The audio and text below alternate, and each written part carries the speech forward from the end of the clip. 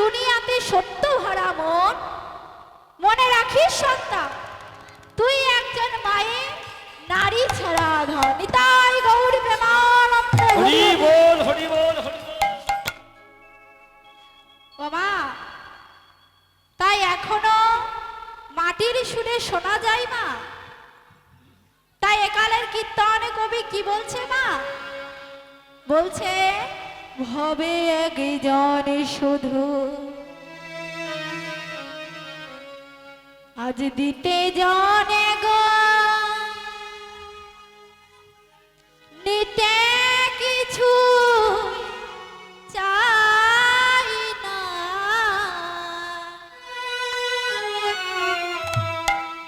আজ সে তো আমার মা, আমারি জন্মদাত্রী মা।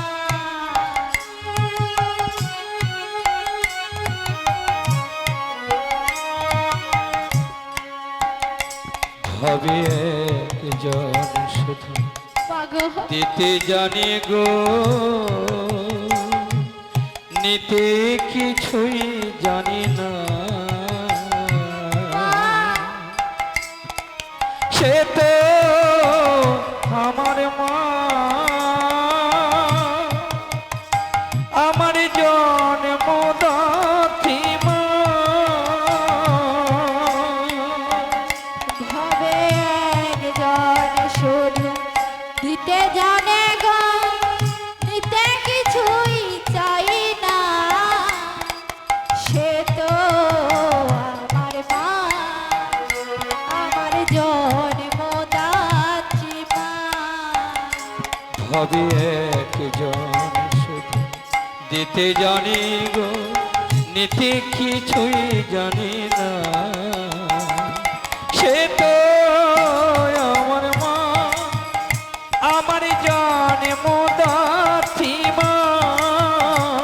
ও গো সে তো আমার মা, আমার জন্মদাত্রী মা।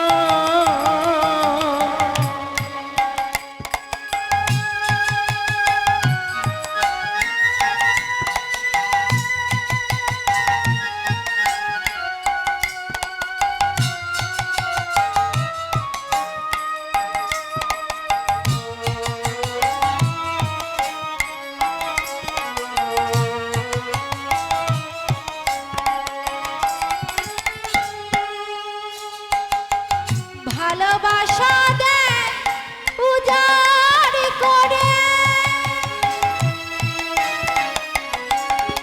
বুকেতে আমার জড়িয়ে ধরে মা।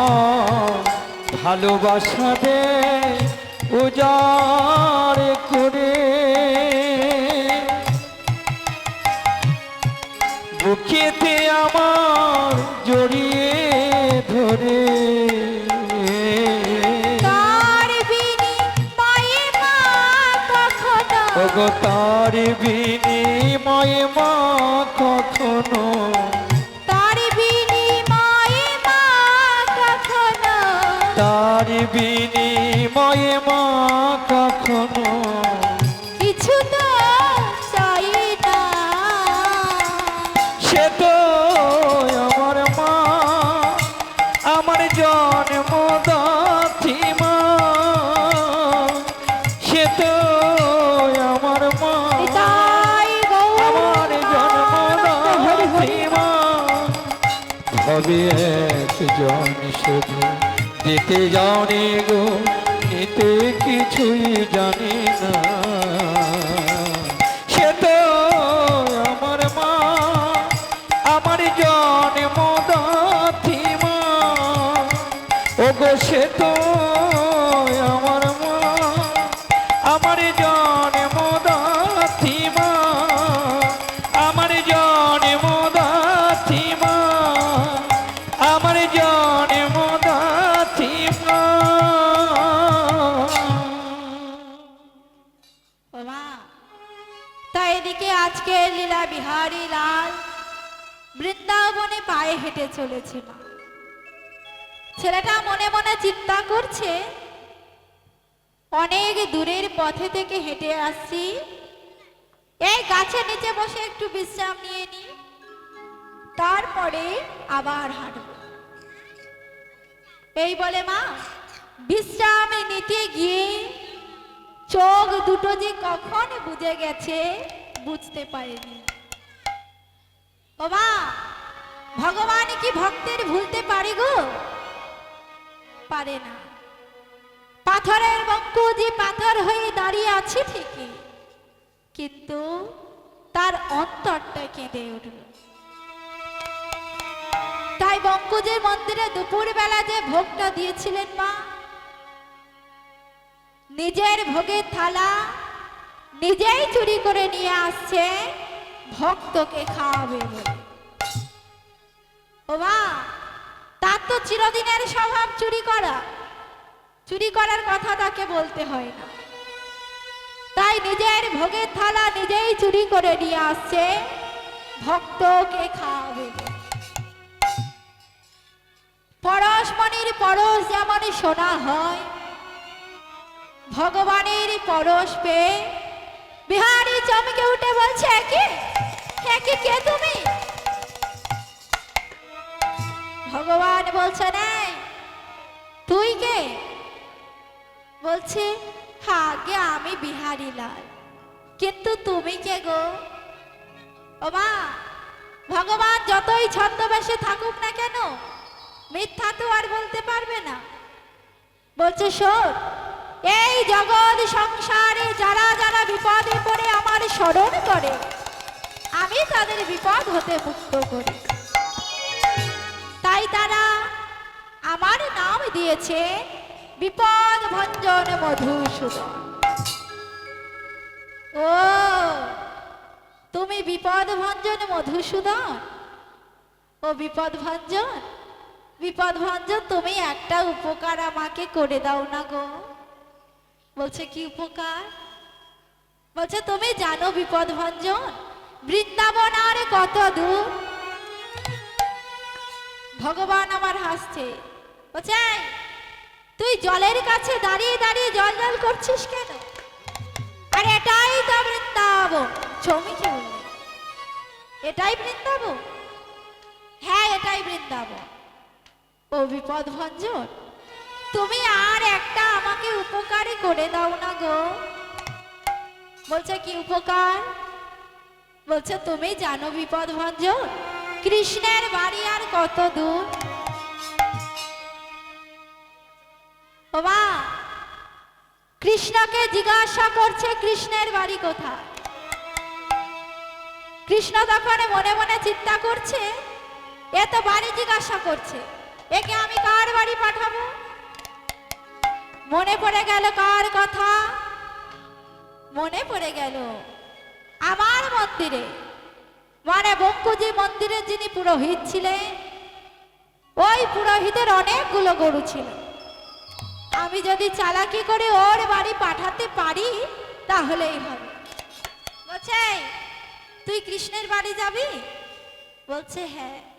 বলছে, ওই যে দেখতে পাচ্ছিস, ওই যে দূরে যে কুটিরটা, ওটাই হলো কৃষ্ণের বাড়ি। বলছে, ও বিপদ ভঞ্জন, বিপদ ভঞ্জন, তুমি সত্যিই বিপদ ভঞ্জন। তাহলে তাহলে এখন আমি আসি। এই বলে মা ভগবান আমার অন্তরে ধ্যান হয়ে গেলে, মানে মিলিয়ে গেলে। আর বিহারী পথ চলতে চলতে চলেছে, আর মুখে নাম করছেন কেমন ভাবে মা? আরে পথ চলিতে আর বলিতে,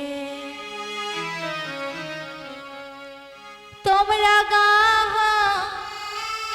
গাহ কৃষ্ণ না হরি না কৃষ্ণ না।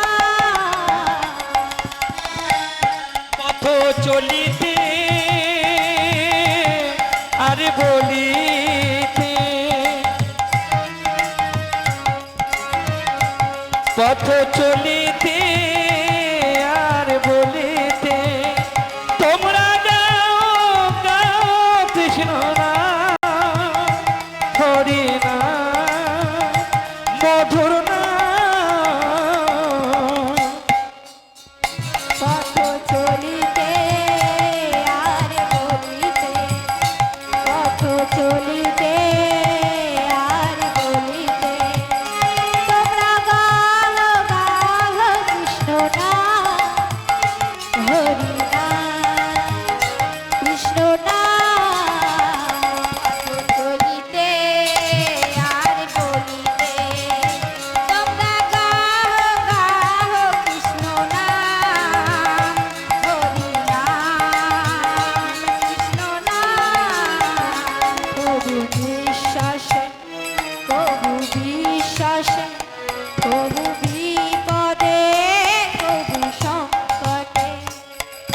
নিঃশ্বাসে কভু বিশ্বাসে কভু বিপদে কভু সংকটে বিশ্বাসে প্রভু বিশ্বাসে প্রভু বিপদে প্রভু সংকটে কভু নিঃশ্বাসে কভু বিশ্বাসে কভু বিপদে কভু সংকটে তোমরা গাও গাও কৃষ্ণ নাম হরি নাম কৃষ্ণ নাম পথ চলিতে আর তাই বলিতে গৌর পথ প্রেমানন্দ হরি হরি চলিতে আর বলিতে তোমরা গাও গাও কৃষ্ণ নাম হরি নাম মধুর নাম পথ চলিতে আর বলিতে পথ চলিতে আর বলিতে পথ চলিতে আর বলিতে দেখুন মা মায়াবতী মা এত ছোটবেলা থেকে এত কষ্ট করে বিহারীকে মানুষ করলো আজ সেই ছেলে চলে গেল বৃন্দাবন ও মা আমাদের এই মনুষ্য সমাজে দেখবেন না কোন সংসারে যদি পুত্র সন্তান হয়েছে তবে বেশি বেশি করে মিষ্টি মিঠাই দানে করা হবে কেন না ছেলে আপনাকে বৃদ্ধ বয়সে খাওয়াবে আর মেয়ে অন্যের বাড়ি চলে যাবে বিয়ের পরে পর হয়ে যাবে ও মা আমরা সবাই বলতে পারবো তো যে ছেলে আপনাদের দেখবে ও মা দেখবে দেখবে কেউ দেখবে না আপনার কর্ম আপনাকেই দেখবে শাস্তি তার প্রমাণ আগেকার দিনে রেডিওতে একটা গান হতো কি গান জানেন মা ছেলের বাবা হতে সাদ কিরে চিতে ছেলে কি তোমার করবে সুখী শতপুত্রের বাবা হয়ে গেল হাবা ধৃতরাষ্ট্র তার প্রমাণ হরি বল হরি বল যদিও মায়েরা বলতে পারে দুর্যোধনের 100 ভাই সব পাপী খারাপ ছেলে ছিল বাবা আমাদের তো ভালো ছেলে তাহলে এবার ভালো ছেলেদের গল্প শোন চারি পুত্রের বাবা দশরথ রাজা ও মা দশরথের 4টি পুত্রের নাম কি কি মা দশরথের 4টি পুত্রের নাম কি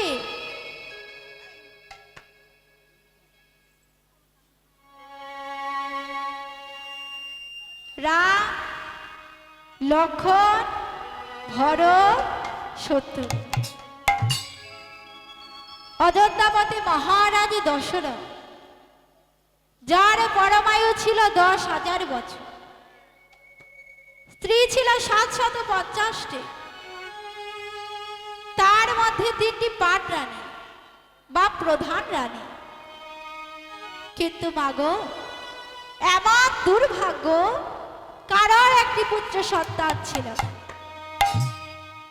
মাত্র 2টি কন্যার পরিচয় পাওয়া গেল একটির নাম কুকুয়া অন্যটির নাম হেমলতা বা শান্তা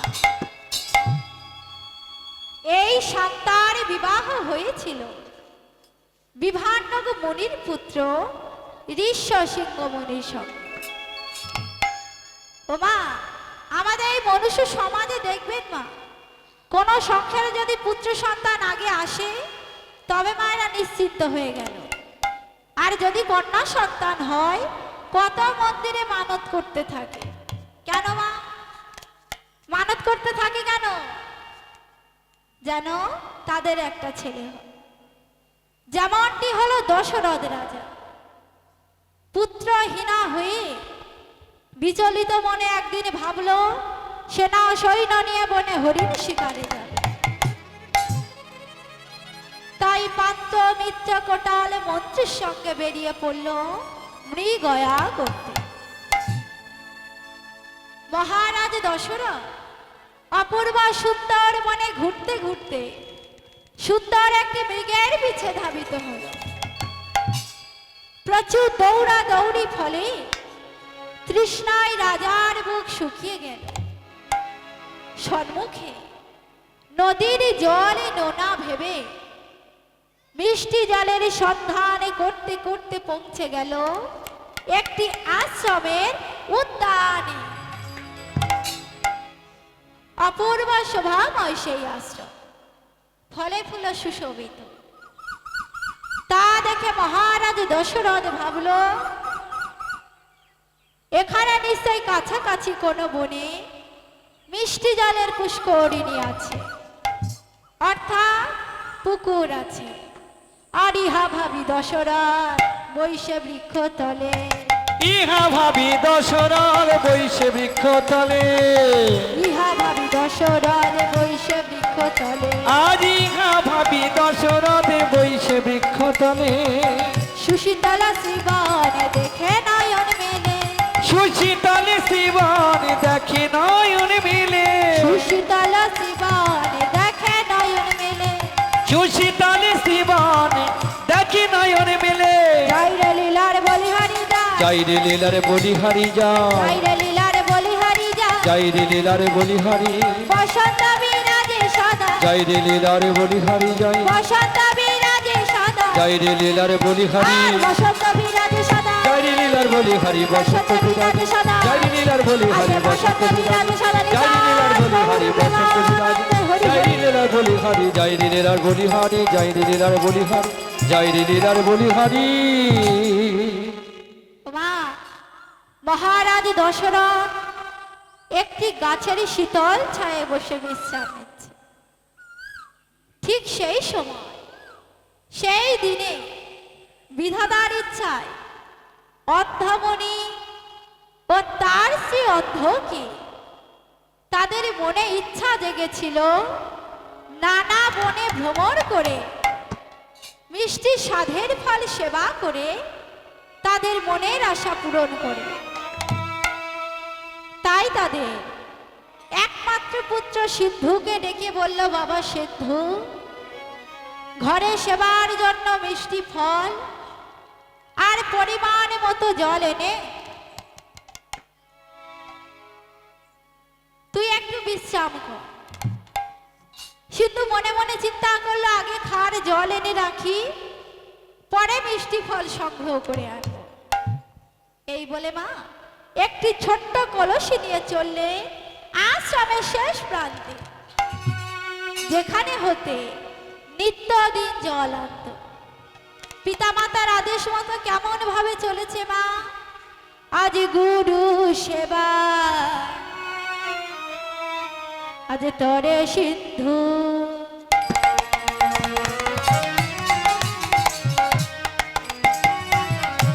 চলে জলা দিতে, গুরু সেবা তরে সিদ্ধু,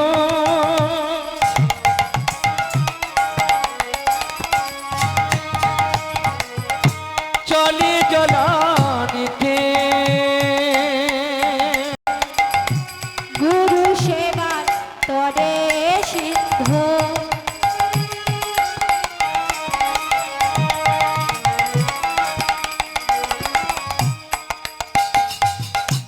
চলে জলা দিতে, গুরু সেবার তরে সিন্ধু, চলে জলনিতে। বিধিয়া জানে হলো যাচ্ছিল লালাটে, ও গো বিধি আজ বামে হলো যাচ্ছিল ললাটে, বিধিয়া জানে হলো যাচ্ছিল লালাটে, ও গো বিধি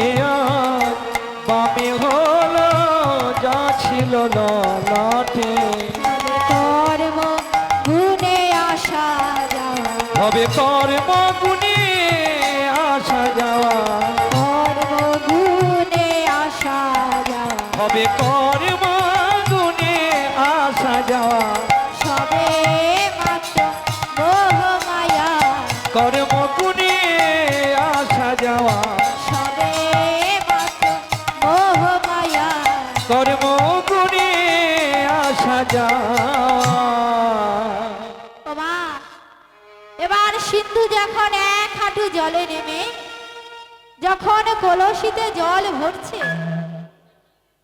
ঠিক সেই সময় কলসির মুখ হতে ঘন ঘন শব্দ হতে লাগলো, বুক বুক করে। এই শব্দ শুনে দশরথ রাজা ভাবলো সেই মৃগটি এদিকে পালিয়ে এসে মিষ্টি পুকুরের জল পান করছে। দশরথ রাজার একটা শব্দভেদী বাণ শেখা ছিল না। সেই মন্ত্রপুত বাণটির কাজ হলো যে কোনো শব্দ শুনে তীর নিক্ষেপ করলে কোন জীবন্ত প্রাণীর প্রাণ নেই। সেটাই হলো হরিণ ভেবে যখনই সেই তীর নিক্ষেপ করলো, সেই তীর লাগলো সিন্ধুর বুকে। মা বলে চিৎকার করে উঠল সিন্ধু, মা গো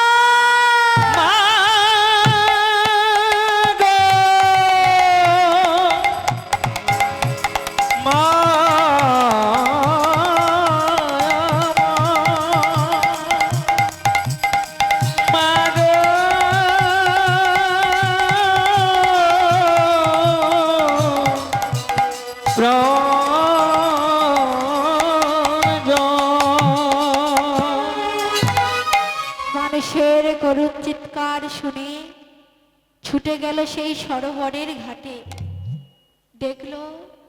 দেখলো সেটি হরিণ নয়, তীরবদ্ধ এক যুবক মনুষ্য সত্তা ঢলে পড়ল সরোবরের তীরে। না, কি করলাম আমি? তাড়াতাড়ি করে কোলে করে সেই দেহটিকে উপরে তুলে মুখের জলে ছিটা দিয়ে বক্ষ হইতে তীর মুক্ত করে মাথায় হাত বুলাতে বুলাতে বলে, কে রে তুই? এমন দেবের দুর্লভ সত্তা। এমন মধুর বচন শুনে আহত মণিপুত্র নয়ন মিলে তাকালো। দেখে রাজা ভয় পেয়ে গেল। বলছে, ভয় নেই আপনার, অভিশাপ আমি দেব না। কারণ এই ভুবনে যা কিছু ঘটে সবই তো আপন কর্ম ফলে ঘটে। কাল অশ্ব কুটিল গতি, কালে জন্মে জীব কালে হয় পালন, কালের কবলে জীব মরে অনুভব। এই বিশ্ব চরাচরে যেবা যেমন কর্ম করে, কর্মগুণে ফল তার। তাই আপনার অপরাধ হয়নি, হে আমার পূর্ব জন্মের অর্জিত কর্মফল। গত জন্মে আমি এক রাজার একমাত্র আদরের দুলাল ছিলাম। সেই রাজপুত্র থাকাকালীন নিরীহ শান্ত যত পাখি দেখতাম, তাদের বাটুলের গুলতির আঘাতে প্রাণ নিয়ে বড় আনন্দ করতাম। এইভাবে কত শত পাখির প্রাণে হত্যা করেছি। অবশেষে একটা বেল গাছে দুটি কপতি অর্থাৎ দুটি প্রেমিক প্রেমিকা মনে আনন্দে একে অপরের আদর করছিল। তা দেখে আমার খুব হিংসা হলো। তখন আমি একটি পাখির প্রাণে মারি, তখন অন্যটি আমাকে অভিশাপ দিল, সোনারে পাপিষ্ঠ, এমন করে তীরের আঘাতে রাজপুত্রের হস্তে যৌবনে তোর প্রাণ যাবে। তাই জন্মে জাতিস্বর হয়ে অন্ধমনির পুত্র রূপে এসেছি। শুধু এই সিন্ধুর মৃত্যুকালের যদি শেষ ইচ্ছাটা পূরণ করে, তবে এই সিন্ধু মরে গিয়ে মুক্তি লাভ করবে। মা, এই কথা শুনে রাজার বদনে বক্ষ জলে ভেসে যাচ্ছে আর বলছে, বল বল সিন্ধু বল, এক পুত্রহীনা পিতার কোলে আর এক পুত্রের মৃত্যুর পথচারী। বল বল সিদ্ধু, তাড়াতাড়ি বল। হে রাজন, আমি মরে যাবার পর আমার দেহটিকে নিয়ে আমার পিতার কোলে তুলে দিও। কারণ কারণ আমি ছাড়া তাদের আর কেউ নেই গো। আমি তাদের ক্ষুধার ফল, পিপাসার জল, নয়নের আলো, বেঁচে থাকার একমাত্র অবলম্বন আমি ছিলাম। তাই আমি মরে যাবার পর আমার দেহটিকে নিয়ে আমার পিতার কোলে তুলে দিও। সিদ্ধু, এই সিদ্ধু, সিদ্ধু, আর একটু কথা বল না। হ্যাঁ সিদ্ধু, একবার নয়ন মেলে তাকা, একবার কথা বলো রে সিদ্ধু। মা, কথা বলবে কিভাবে? পাখি যে আর খাঁচার ভিতরে নেই, রাজার কোলে মাথা রেখে চিরবিদায় নিল সিন্ধু। তাই রাজার বিবেক বলে উঠল, বিধির বিধান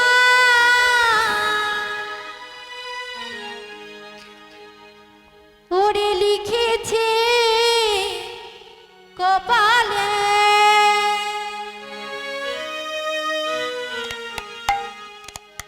ওরে দুঃখে ভরা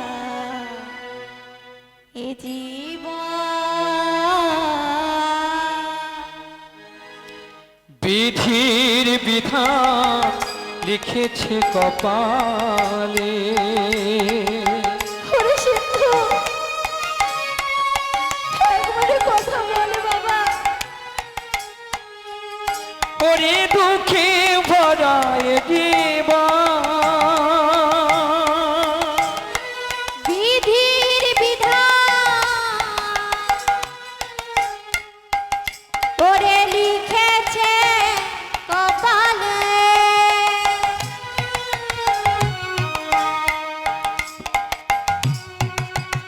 ওরে দুঃখে ভরা এ জীবন।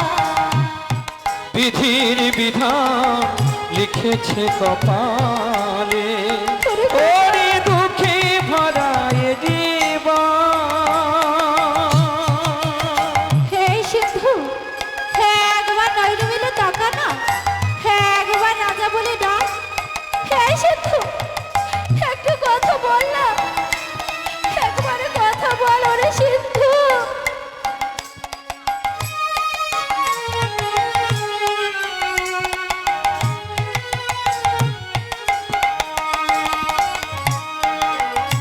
ও মন আপন কেহ তো না,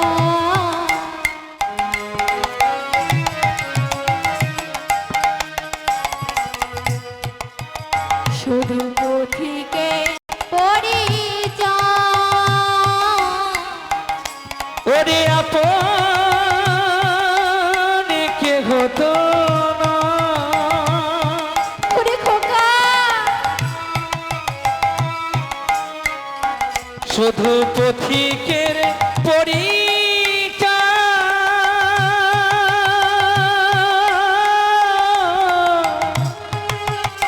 ও মন আপন কেহ তো না,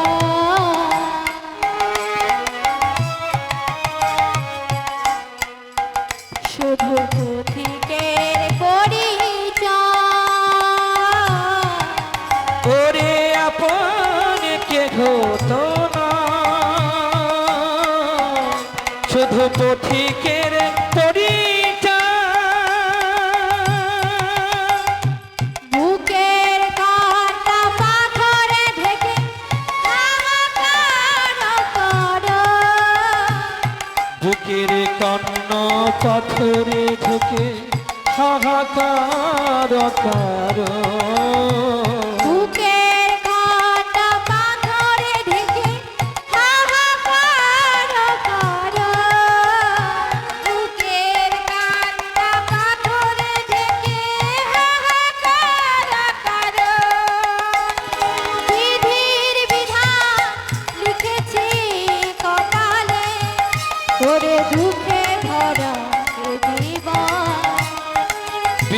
বিধির বিধান লিখেছে কপাল ও তোর দুঃখে ভরা এ জীবন বিধির বিধান লিখেছে কপালে ও তোর দুঃখে ভরা এ জীবন ও তোর দুঃখে ভরা এ জীবন ও তোর দুঃখে ভরা এ জীবন।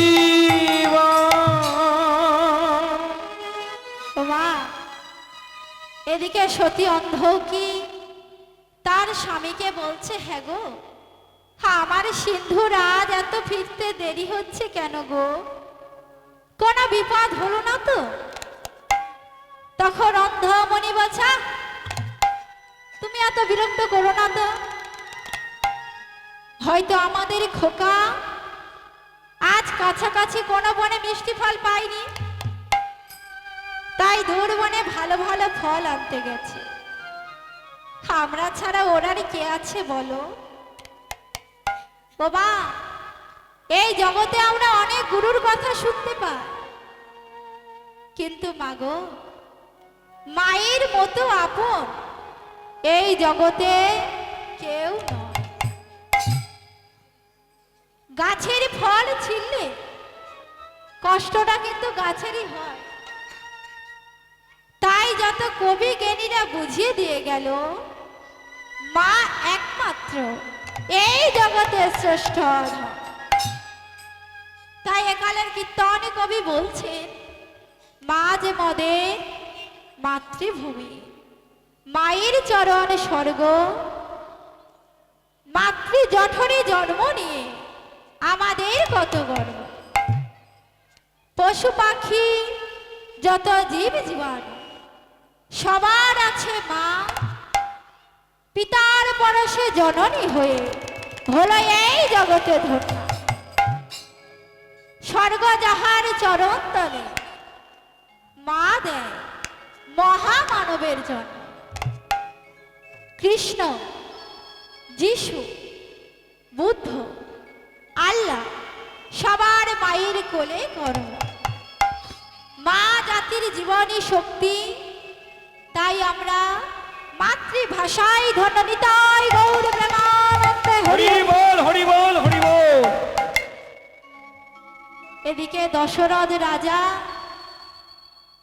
সেই মৃত সিন্ধুর বাছা কোলে নিয়ে নীরবে নির্ভীতে চলেছে। বনের পথে শুষ্ক বেল্লা পত্রের উপর দিয়ে শুধু পাতার খসখসে শব্দ শুধু শোনা যাচ্ছে। এই শব্দ শুনে তখন অন্ধমুনি বলছে, কে রে, সিদ্ধু এলি বুঝি? মা বলছে, তোর এত ফিরতে দেরি হলো কেন রে বা? না হয় আজ আমরা উপোস করতাম, তুই তো জানিস তুই ছাড়া আমরা বড় একা। পিতা অন্ধমণি বলছে, কি রে, কোনো কথা বলছিস না কেন? ও, তবে কি কোনো বনে মিষ্টি ফল পাসনি? তাতে কি হয়েছে, আয় আমার কোলে বস দেখি। হঠাৎ পাতার খসখসে আজ বন্ধ হয়ে গেল। মুনির বনে সন্দেহ হলো, ভাবলো কোন হিংসা যাত্রী এলো বুঝি। এই বলে মা এক গন্ডু জল নিয়ে প্রদক্ষিণ করে ধ্যানে বসলে। মুহূর্তের মধ্যে বুঝতে পারলো তার প্রাণের পুত্র সিন্ধু আর নেই। না, খুকারে, কে তুমি? আমার নিরীহ পুত্রকে হত্যা করলে। ও যে আমার ক্ষুধার ফল, পিপাসার জল, নয়নের আলো, বেঁচে থাকার একমাত্র অবলম্বন, তাকে তুমি মেরে ফেললে। ক্ষমা করো ঋষি, আমি জেনে বুঝে এই কাজ করিনি। অযোধ্যাপতি মহারাজ দশরথ আমি জীবনে অন্যায় ভাবে কখনো কারো প্রাণে মারতে চাইনি। ক্ষত্রিয় ধর্ম যুদ্ধ করা, তবু তবু নিয়তির খেলায় আজ হেরে গেলাম আমি। শোন রাজা, আমি যেমন এখনই হা পুত্র বলে প্রাণ হারাবো, তুই তেমনই হা পুত্র বলে প্রাণ হারাব। এই কথা শুনে দশরথ রাজা হেসে উঠল। আমার কথা শুনে হাসছো? বলছে হাসবো না, কারণ আমি যে অপুত্র, আমার কোনো পুত্র সন্তান নেই। শোন রাজা, পুত্র তোর হবে, আর সেই পুত্র শোকে তোর মৃত্যু হবে। আমি স্পষ্ট দেখতে পাচ্ছি ভগবান বিষ্ণু তোর ঘরে আবির্ভাব হবে। কিন্তু মহামুনি, আমি না হয় আমার কর্মফল ভোগ করব, তবে আপনি এই সত্যলোকে বসবাস করেও এমন কষ্টে দিন যাপন করছেন কেন? এই কথা শুনে মনি শান্ত হলো, বলতে লাগলো, তবে শোনো রাজা, আমরা দুজন অন্ধ কি? কেউ আমরা জন্ম থেকে অন্ধ নয়। আমরা দুজন সবেমাত্র যখন বিবাহ বন্ধনে আবদ্ধ হয়েছি, ঠিক সেই মাসে আমার পিতার গুরুদেব না ত্রিজটামণি, দুটি পায়ে তার ফোলা গোঁফ, পুজ রক্ত নির্গত হচ্ছে। বাড়ির সবাই মনিকে ভক্তি ভরে প্রণাম করল, কিন্তু আমরা স্বামী স্ত্রী দুজনে যখন প্রণাম করতে গেলাম, দুজনার মনে খুব ঘৃণা জন্মালো। তখন নয়ন দুটি মুদ্রিত করে প্রণাম করলাম যে মনে অন্তরে খুব কষ্ট পেল। বলতে লাগলো, এমন করে তোদের দিন যাবে, অবশেষে মনের কষ্টে তোদের মৃত্যু হবে। তাই তুমি আমি উপলক্ষ মাত্র। এবার দশরথ রাজা সিদ্ধুকে নিয়ে তার পিতার কোলে তুলে দিলেন, আর সেই শোকে মুনি হা পুত্র বলে প্রাণ ত্যাগ করলেন। আর তাহা অনুভব করে সতী অন্ধকি তার সন্তানকে বুকে জড়িয়ে ধরে চিৎকার করে কেঁদে উঠল, রে খোকা, একবারে কথা বল বাবা, একবারে মা বলে ডাক রে খোকা। এই বলে মা সন্তানকে বুকে জড়িয়ে ধরে কাঁদছে আর বলছে, আমার মা বলা পাখি